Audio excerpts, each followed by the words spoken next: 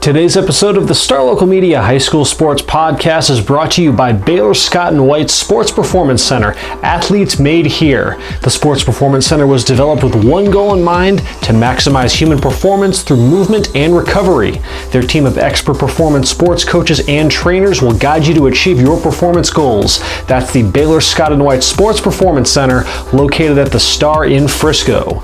This episode is also brought to you by Allen Dental Studio. Located off Bethany Drive in Allen, their office was designed with you, the patient, in mind, which means an excellent and enjoyable experience. From cosmetics to implants, you deserve a perfect smile, and Allen Dental Studio can make that happen. Also, don't want to leave out another longtime friend of the podcast, Texan Senior Residential Care Homes. With locations in Carrollton and Dallas, Texan Senior Residential Care Homes offers an affordable, high-quality alternative to senior living. Call now at 469-400-7650. That's Texan, spelled T-E-X-S-E-N, Texan Senior Residential Care Homes.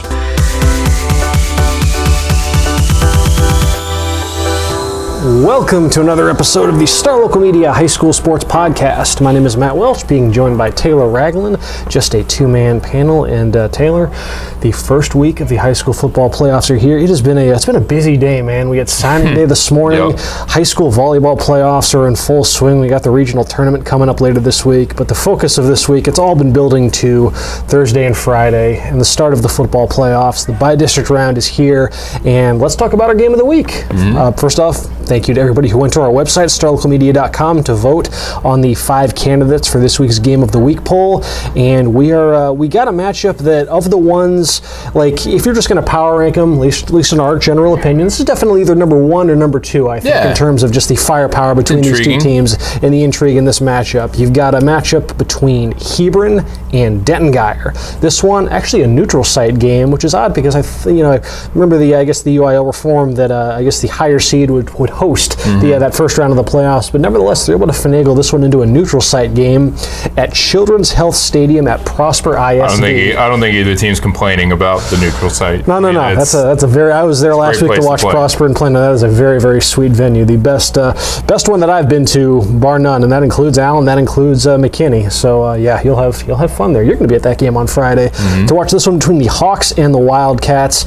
Certainly, on paper, two teams that entered the season with very lofty expectations in looking to potentially lock up district championships. Neither one managed to do so, though, but that doesn't exactly take away from the luster between within this matchup. It's basically your prototypical pairing of a lockdown defense against maybe the most explosive rushing attack in the entire state, maybe at least the Dallas area, just when you look at what that Guyer offense has been capable of. So just some quick backstory on what these two teams have brought to the table thus far. Statistically, with Guyer, they had the number 1 offense in the area in all of Class 6A, I should say, at 528.7 yards per game. The best offense that they've had, and perhaps since Gerard Hurd was on campus or whatnot a long time ago when they were raking in state championships. Just a great offense, and it all centers around a very explosive run game. 305.2 yards per game, number 2 in the area behind Euless Trinity, and then they have the number 4 scoring offense, 46.6 points per game. So Guyer's offense has been nothing short of electric. No one has really figured out a way to slow them down, even in their lone loss against Southlake Carroll. That was just a game where it was more so turnovers and turnovers on downs and whatnot. It wasn't like, they actually forced them to punt several times. I think they punted 1 time in that game. So no one has really figured out the recipe to slow down that Guyer offense.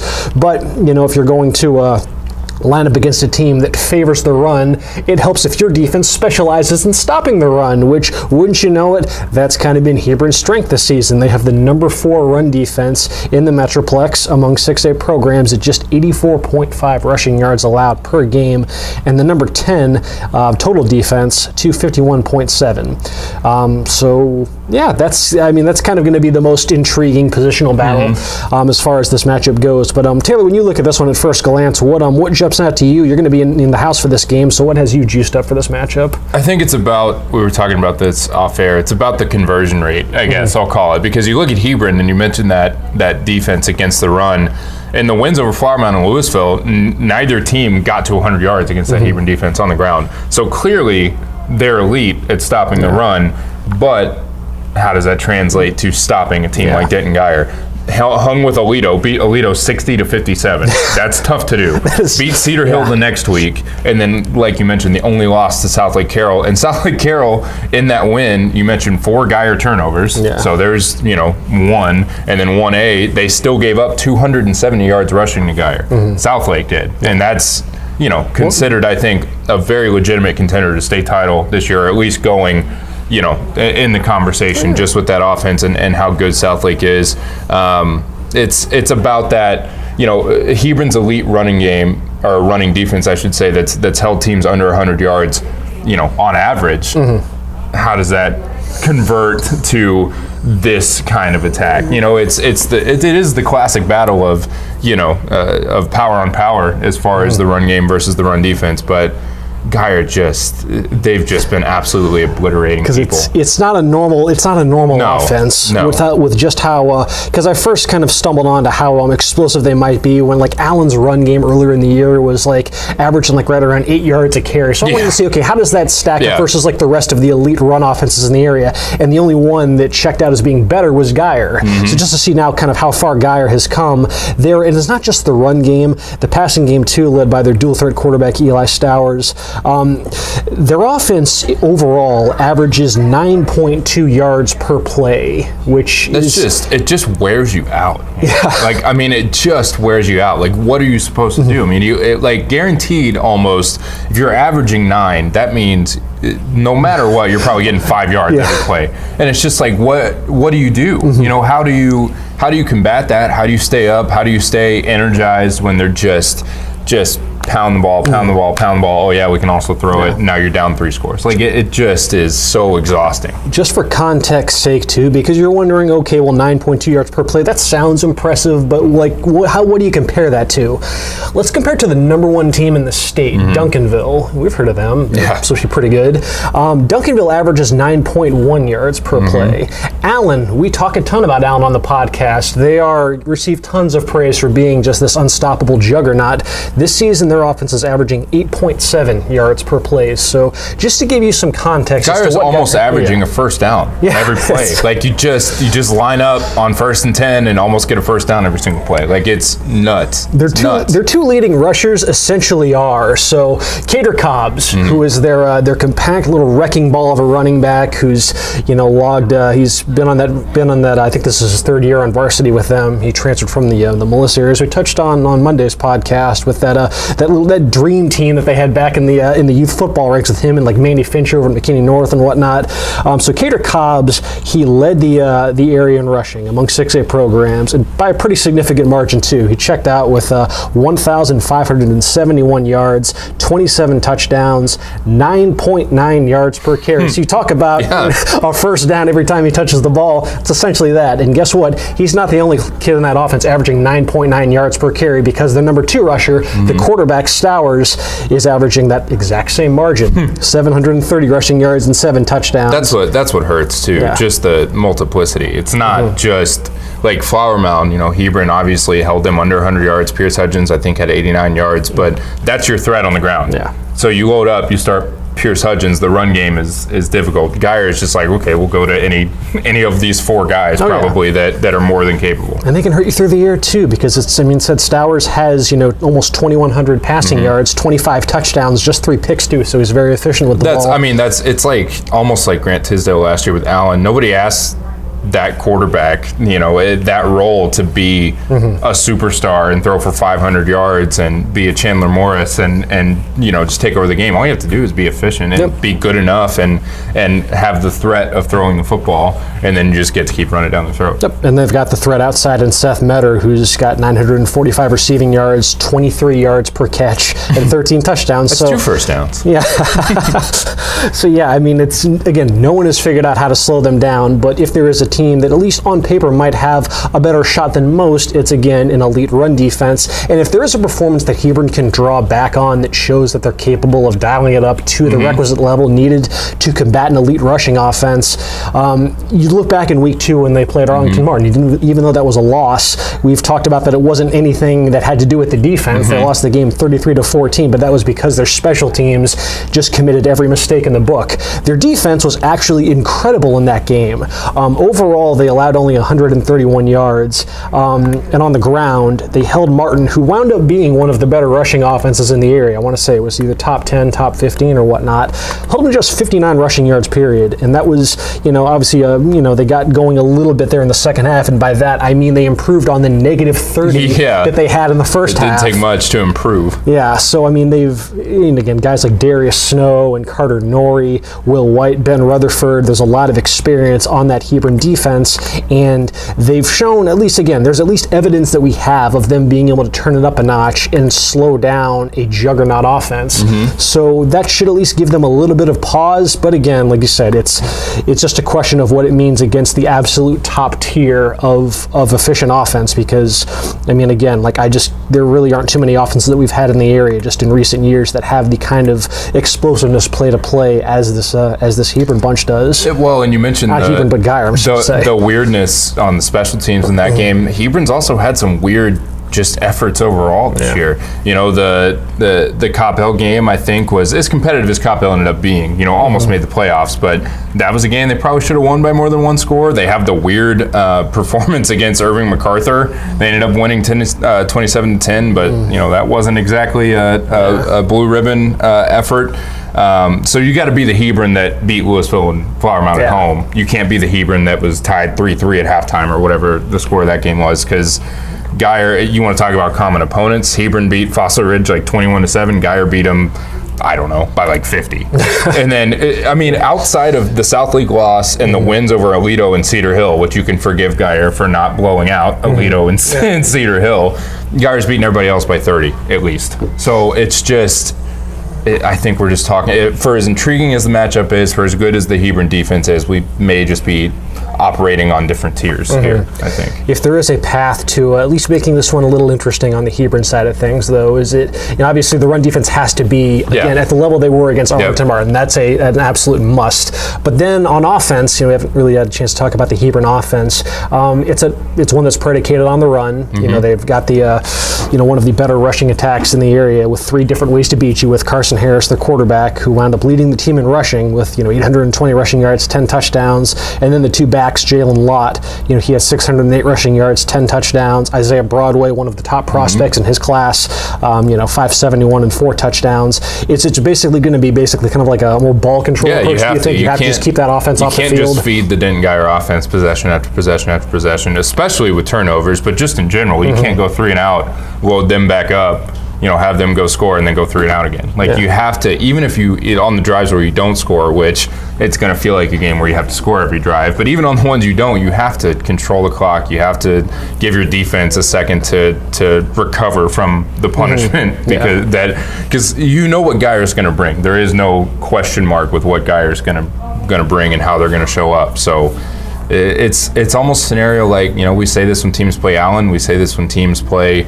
the 5A powers, the Highland Parks of the world. You got to be perfect. Basically, you have to put it all together and be perfect to compete, and then you see what happens from there. Yeah.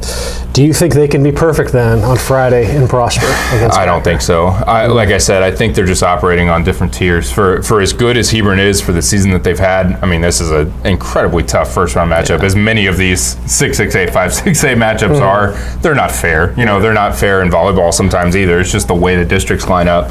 Hebron, I think, is a much better team than getting bounced in the first round.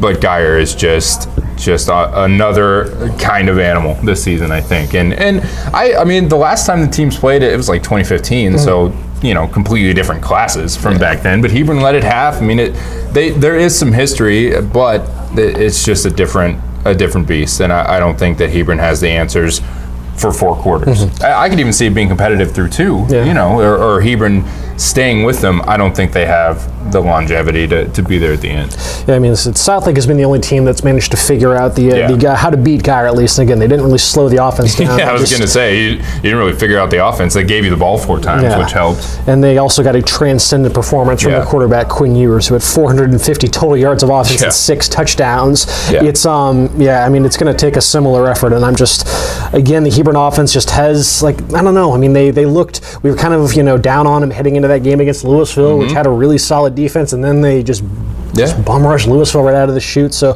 who knows? They've been one to surprise, and I mean, no one would have forecasted them holding Arlington Martin to negative yardage 1 week after Martin had taken care of Lake Travis. So, listen, crazier things have happened, but if you go on just the form on both sides and how they look heading into this matchup, you just got to assume that Guyer's just going to have a little. Definitely not an indictment, like I said, of Hebron. No, they're great fine season, this year. Fantastic football team. I think one of the best teams in the area. You just run into the buzzsaw. It happens. And the picket line was unanimous. Everybody siding with Guyer to get the job done against Hebron Friday, 7 o'clock out at Children's Health Stadium at Prosper ISD. And let's see, that was our game of the week. So, we'll see what the Hawks have in store. But we also had 4 other games that were up for consideration, and we can get to those in just a quick moment after a word from this sponsor. Today's podcast is brought to you by Star Local Media. 14 newspapers and websites with a print distribution of 270,000 homes and monthly page views of 600,000 online. Star Local Media, your community voice for news. And now, let's get back to the podcast.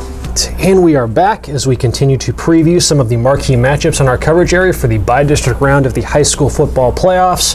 We've already talked about our game of the week, Hebron versus Denton Guyer, so let's touch on a few of the other big ones in our coverage area, including one Thursday, 7 o'clock out at Tiger Stadium, Lancaster, hosting the Colony. I'm going to be at this game, and probably it's going to be a pretty heavy turnout for this game. Yeah, you're relegated to the sideline. I tried setting up my media credential yesterday, and wouldn't you know, I'll be covering this one from the sidelines. In the freezing cold weather, so it'll be worth it though, because I'm anticipating a good game. I don't know if it'll be worth it actually, Taylor. It's probably really freaking cold. But nevertheless, though, you have certainly one of the more high-profile matchups in the Metroplex. It was either going to be this one or Hebron Guyer, as far as which one I felt like was the kind of the marquee matchup in the first round for us. It's Lancaster has the nice little juicy state ranking. They've been pretty solid all season long. They almost took down Highland Park, which is no small feat. You get to see now one of the what's been one of the top defenses in the area in Class 5A. I believe the number 2 scoring defense, going up against what is on paper at least, and what has been one of the most explosive offenses in the area. With we've talked about the litany of college talent that the Colony has, be it Miles Price, Keith Miller III, Christian Gonzalez.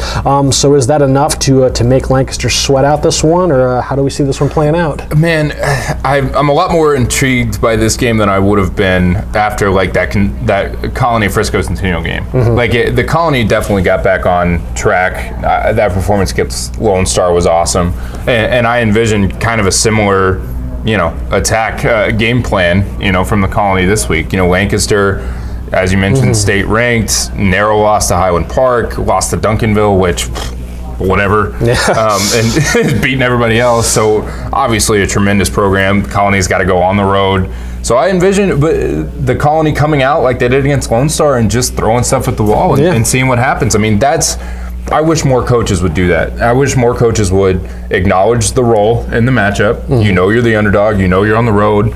Go in saying, we're going to throw everything we have. We're going to throw the kitchen sink. We're going to make them uncomfortable like they did against Lone Star. And it almost worked. It didn't, just because Lone Star is so freaking talented that their C game was good enough that day. But, it could happen. The Colony's got so much talent. They have, obviously, a head coach, like I mentioned, that's, not unafraid to just go for it and see what happens and punch above the Cougars' weight. So I expect a better game than maybe some people do. I think a lot of people probably have Lancaster rolling in this one, but I think the Colony's for real. I think it's going to be fun. It wouldn't shock me to see them pull off a close one, but I think Lancaster is like Lone Star, just a little bit better, a little more polished, and probably should, it deserves to be the favorite. But Who knows? The fact that this game is in Lancaster too should only compel the idea, though, that that the Colony might be more adept at perhaps taking those chances. When you're playing in an opponent's backyard, it's just kind of a question of like that. With Lancaster's, their defense, was it a symptom of the kind of the district that they were in, or is it legit enough to because Lone Star is averaging just 12.4 points scored against the season, and you saw what the Colony did to them. Lancaster's 12.6 points allowed this season. So, and the fact just the ceiling on that on that Cougars offense, it does make it feel like they're almost blowout proof in the sense, just because they're always going to have the ability to, and it's not just an offense too, because they've got Miles Preston Gonzalez are huge in special teams as well. They're going to be able to, I think, keep this one close. But again, it's just when you factor in just how up and down they've been on the defensive side of the ball, that's kind of what swayed me a little bit towards Lancaster in the end. But I think the Colony's going to give them a very, very game effort. I think it's going to follow literally the blueprint of that Lone Star game. If the Colony has its way, it's going to be right there at the end. It's going to be close. They're going to be emotional and punch Lancaster in the mouth and see how they respond. I think Lancaster's good enough to do what Lone Star did, but it should be fun. Let's see. The picket line was 4-1 in favor of Lancaster in this game. Taylor, you and I, plus Devin Hassan and Brian Murphy, all picking Lancaster. Kendrick Johnson, though, going with the Cougars. A theme this week. An off-the-map pick from Kendrick Johnson. Kendrick is going for it this week. Me, him, and Brian are tied for first place. Kendrick was, nope, I'm done with that. So yeah, that's where we are on the Colony and Lancaster. And then you got some big matchups on Friday, including Lewisville at Southlake Carroll. Man, another just poor Lewisville, man. Another great season. Taylor Green and that offense have been so prolific. That program is fully back, so competitive, so good. Then here's Quinn Ewers. Here's Southlake Carroll. You have to go to Dragon Stadium and play Southlake. Good luck with all that. Yeah, Southlake has not lost a game at home since the first game in the 2016 season to Tulsa Union.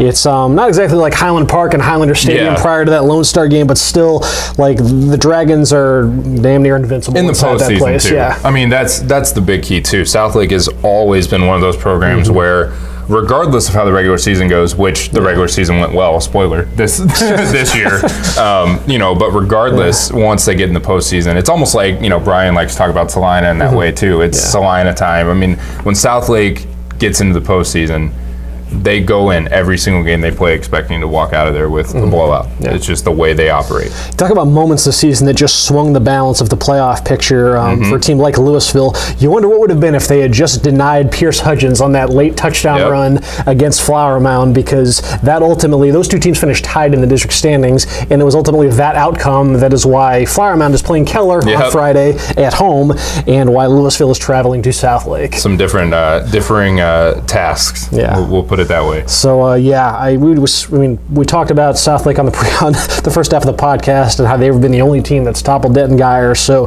that should kind of give you a hint as to where we're leaning on this one. The picket line was unanimous in picking Southlake Carroll to take down Lewisville on Friday. And let's see, then we have Denton Guyer. Speaking of Keller and Flower Mound, that was also up for consideration this week. Flower Mound hosts Keller Friday 7:00 out at Neil Wilson Stadium. Both teams finished third in their respective districts. Did it in very, very different fashions, though. With Flower Mound, it was another just terrific year for that offense. They averaging 416 yards, 44.4 points, right on schedule with what you'd expect out of the Jaguars. With Blake Short, Pierce Hudgens, Reed Touchstone, and that deep receiving core, another banner year. But this is going to be an interesting test for them, because if there's been one bugaboo about Flower Mound this year, it's that they've when they run into at least an above-average defense, it has been tougher sledding. Hebron did it to him. Prosper did it to him. Does Keller fit that bill? Because on paper, at least, the defense has been pretty solid this season. Yeah, I think Keller fits the bill, but I also, I'm not always a huge intangible momentum. Which team wants it more? I mean, both teams want to win a playoff game. I mean, I think that's... Are you sure, though? Yeah, shocker. I think that's silly to kind of go that way. But at the same time, Flower Mound has a chance to win its first ever postseason game, ever. And that was the point of emphasis, I think, coming into this season was, here's what we accomplished last year. That was great and all, but we didn't do anything in November, in the later stages of November. So that offense, I think, is good enough. I think that Flower Mound's going to be up, for a game at home, a chance to get that first ever, trophy, to be champions of something beyond district play.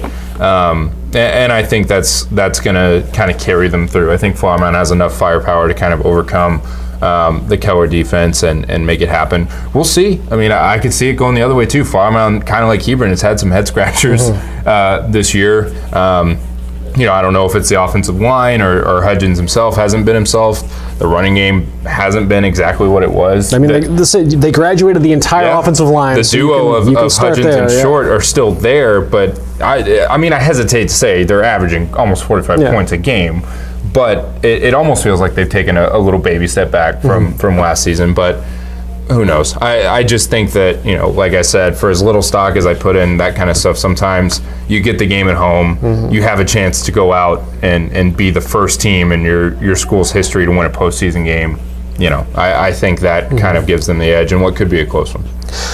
Keller averaging just 19.1 points against per game, right? Not too far off of the 18.5 for Hebron, 18.4 for Lewisville. So again, we'll see. Again, this is where you get to see now, okay, the strength of one district versus another. Like, what does it all mean? Because these teams have all been playing a completely different cast of opposition. So, but nevertheless, though, the pick line was unanimous. Though we all foresee Flower Mound getting that elusive first ever playoff win against Keller on Friday. And let's see, was there anything else we had? I think it was the Mesquite one.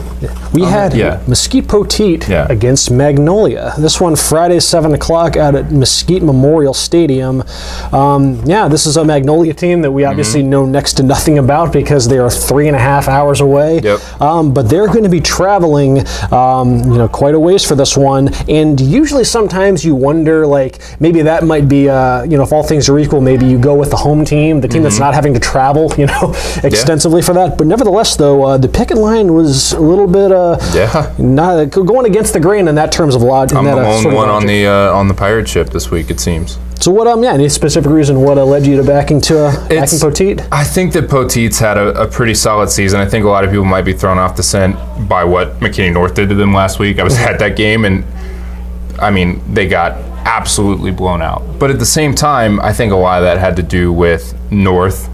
Chance for the first outright district title. That North offense Magnolia doesn't have an offense like that. I've never seen Magnolia, but I don't care. They don't have that kind of an attack. McKinney North is absurd. And Poteet was there without Seth McGowan, who still up in the air. I think if McGowan comes back, they definitely, I think should be favored at home in particular, but still up in the air. But even without him, that game was 21-21. Well into the second quarter. It wasn't like that game was, out of hand until, the second and third quarter, really, and the fourth quarter was just kind of garbage time. I think Poteet's got enough. I think they had a better year than that loss to North indicates. I think the running game and the offense are still good, even without McGowan. Then you add him back to the mix, even a 75% Seth McGowan is effective and is a game changer. So I just think that, like you said, the travel, the home atmosphere, Poteet being a little better than some of their losses indicate. It's one of those games where it may be Poteet by 3 in the home field advantage if you're, putting a spread on it, but I think that they'll find a way. Yeah, it's just it's McGowan's status that it was one of the reason why I went against him against McKinney North, because I think, if he was playing against North, I could have talked myself into picking them to beat them. And that would have been a different game because it was 21-21. They got 2 turnovers prior to that could have put them up 2 scores at one point, or given them a lead. Not that McKinney North can't come back from even 3 scores down with that offense, but that game would have had a completely different complexion if he was there to kind of help them capitalize on some of the things that they didn't. But without him, though, I don't know. This was probably the toughest one for me, just in one that I feel like I'm probably most likely to regret. But I ended up going with Magnolia for you weren't alone. No other reason than I just again without Seth McGowan, I just can't trust that the Poteet offense is going to be able to generate enough offense in this one. We'll see. But nevertheless, it was surprisingly 4-1 in favor of Magnolia in this one to take down Poteet in Mesquite, no less. That that is it. That is a look at kind of what we have on the docket. You're going to be on Friday out in Prosper covering Hebron versus Guyer. I'm going to be headed out to Allen. First look at the Eagles in quite some time as they take on Saxe in their first playoff game. See how Allen is looking heading into as the postseason gets underway. And yeah, that'll do it for this episode of the Star Local Media High School Sports Podcast. This will also be Taylor's last appearance on the podcast. Yep, unless I come back for a reunion tour or something someday. But yeah, for right now. So for those who who didn't see his post on Twitter, Taylor is moving on to brighter pastures. Nevertheless, Taylor, yes, dude, it's been a nice, year and a half, 2 years that you were here. Taylor's done a great job holding down our Plano East and Plano West. I essentially turned over our Lake Dallas coverage to you, but yeah, he did a great job doing that stuff. Plus, helping out with our Denton County coverage when called upon. So gonna be no small loss, man. So. Appreciate the work that you've put in, man. Not just with the papers, but with the podcast and all that.